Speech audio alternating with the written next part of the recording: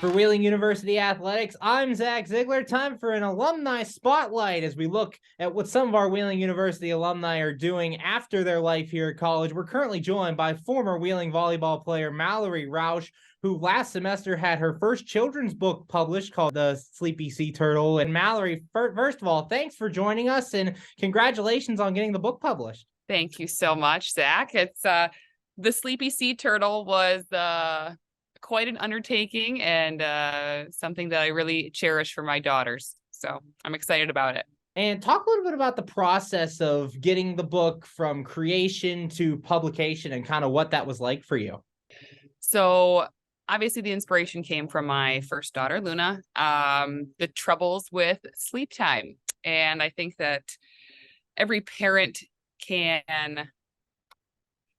kind of agree that sleep issues with babies and toddlers is not easy and is something that people spend hundreds and thousands of dollars on. There's Instagram posts and there's classes and sleep coaches and all kinds of different things. So, it just inspired me to write a cute little book that I could dedicate to my daughter.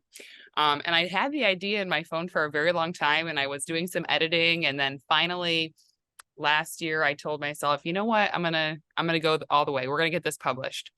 So I went ahead and looked for a illustrator on Fiverr, which is, as you may or may not know, is a freelance network for all kinds of things. And I found a wonderful illustrator named Kieran, and she brought all my ideas to life. I kind of told her exactly what I wanted the pictures to look like, the colors that I wanted her to use, and she did such an amazing job just creating what was in my brain. And we were able to get it all on paper. And after probably 3 months of editing and, my type A personality, making little color changes here and there, we finally had a final draft. And I chose to self-publish on a site called Ingram Spark, which is a popular site for self-publishing, very easy to use and upload. And then later on, I also published it to KDP on Amazon. So it's all self-published, which was a learning experience. But I love learning, and I love to learn new things that aren't really in my wheelhouse, which is healthcare. So it was very, very cool, very different challenge for me, which I loved.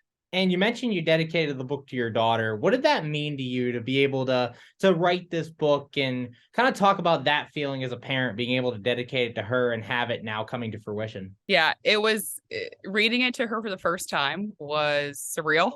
It was, this thing in my head, and then all of a sudden I have her here in front of me and I'm reading the book dedicated to her. And it was something that I wanted to last beyond my lifetime. I want my kids to remember me, and I want my kids' kids to know me. And this was a way for me to do that. It's like, oh, Mom published a book about me, and this, and the royalties will come in $2 a month or so, silly stuff. But it was really just having something that I made for her that is now around the world, which is really cool. And for parents who may be looking at these books, purchasing them for children, what message would you give for them, or what message are you kind of hoping they get from the book to kind of help them and their kids enjoy it as much as you do with your daughter? So the one thing that I love with our books is a rhyme scheme, which the Sleepy Sea Turtle does have. I noticed that my daughter really enjoys the rhyming. The bright colors, it is full of bright colors, ocean colors, sea colors. It's wonderful. It's these fun sea turtles. It's a sea turtle family, and it just explores the day in a life, and kind of our routine, our daily routine, our bedtime routine, our dinner routine, talking about our day to day, and just creating sort of a repeatable process of getting the kids into this routine. Kids strive off of routine. And I think that that's super important for parents to establish that for their children. And the Sleepy Sea Turtle does go through kind of our routine in our home. And it has definitely helped my daughter with sleep habits, as well as expressing her feelings and obviously expressing herself verbally by reading every day. And you mentioned your main job, you work in healthcare while publishing this book. How were you able to manage that time, kind of working in healthcare full time and then getting this book written at the same time? Talk a little bit about that management and how it worked. Time management as a parent is very interesting. It's the funny thing that most people say is you always think that you're so busy until you have a child, and then you realize what busy really is.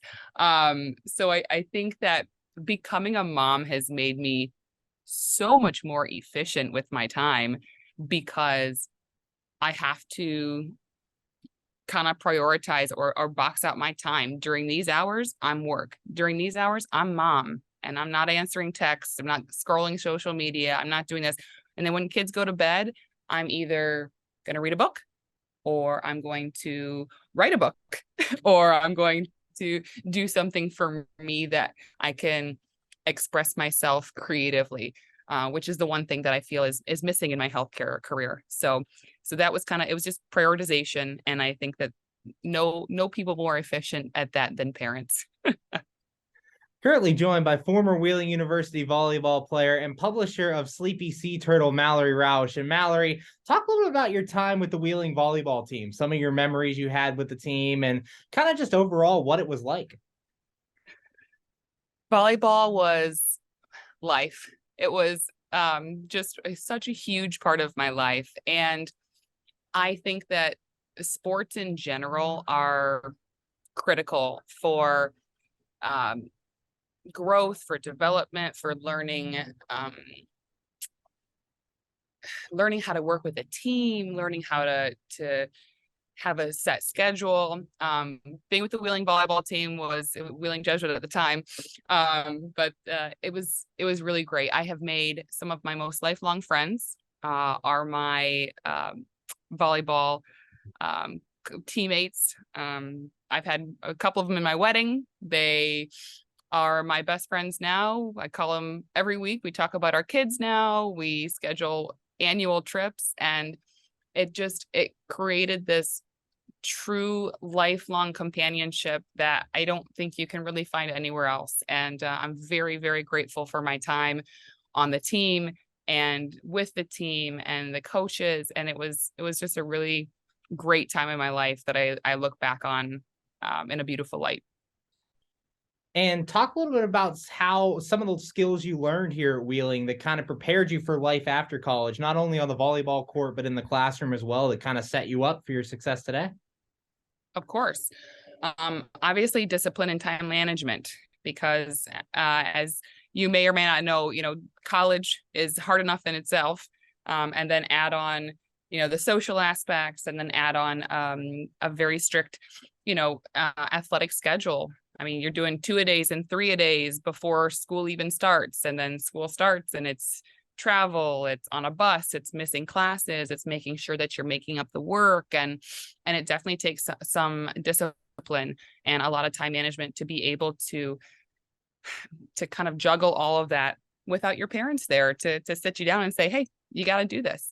So I think it was the coaches were wonderful in making sure that we excelled in our academics and as well as our athletics. They always were very helpful and very, I want to say, encouraging to make sure that we got the help that we needed from an academic standpoint to set us up for our future, because athletics only take us so far, but it does set up a really beautiful regimen and just something that I will cherish forever. And talk about maybe some advice you have for current Wheeling University students and athletes that might be able to help them as they progress both through their athletic career and their academic career. So the one thing that I always say, considering these are college students still, it probably doesn't reflect as much, but I always say it's never too late to redefine yourself.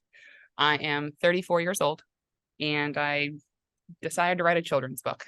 And so I did. And here we are. I have 263 copies sold officially between Amazon and Barnes and Noble. I also have, a thriving healthcare career that I love. and I am looking for my next big adventure. I hear these, kids that are graduated from college, 23, 24, went to grad school, either have trouble finding a career in what they wanted to do, or have trouble fitting their major with a career path. And as I said, it is never too late to redefine what you want to do, because your 18-year-old self doesn't always know what your 34-year-old self exactly wants to do or be or accomplish in life. So always go after your goals and work hard and manage your time well. But life is a learning process, and I am still learning today. And finally, Mallorie, before we let you go, where can people pick up the Sleepy Sea Turtle, and how can they get a copy for themselves? Of course. So it's available on Amazon.com, and you can just search the Sleepy Sea Turtle.